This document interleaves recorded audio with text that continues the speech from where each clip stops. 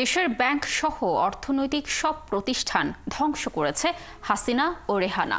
এখনও দেশের বিরুদ্ধে তাদের ষড়যন্ত্র অব্যাহত রয়েছে বলে মন্তব্য করেছেন বিএনপির ভাইস চেয়ারম্যান শামসুজ্জামান দুদু।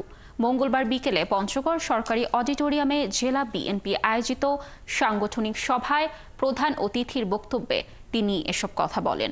তিনি আরও বলেন, বর্তমানে দেশের আইনশৃঙ্খলা পরিস্থিতি বিপজ্জনক অবস্থায় রয়েছে। প্রতিবেশী রাষ্ট্র ভারতের উদ্দেশ্যে দুদু বলেন, তারা গত 3টি তামাশার জাতীয় নির্বাচনকে সমর্থন দিয়েছিল। এ সময় বিএনপির আন্তর্জাতিক বিষয়ক সম্পাদক ব্যারিস্টার নওশাদ জমির, পল্লী উন্নয়ন বিষয়ক সম্পাদক ফরহাদ হোসেন আজাদ, বিভাগীয় সাংগঠনিক সম্পাদক আসাদুল হাবিব দুলু সহ জেলার বিএনপির নেতাকর্মীরা উপস্থিত ছিলেন।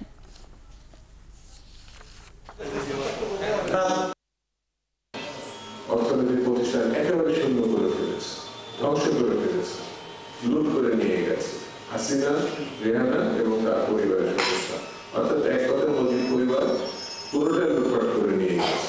আমাদের পার্শ্ববর্তী একটি দেশ গত 3টা নির্বাচন একেবারে তামাশার যে নির্বাচন সেটাকে পরিপূর্ণ সমর্থন দিয়েছে।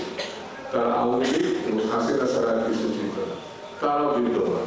সেই জন্য আজকে আমাদেরকে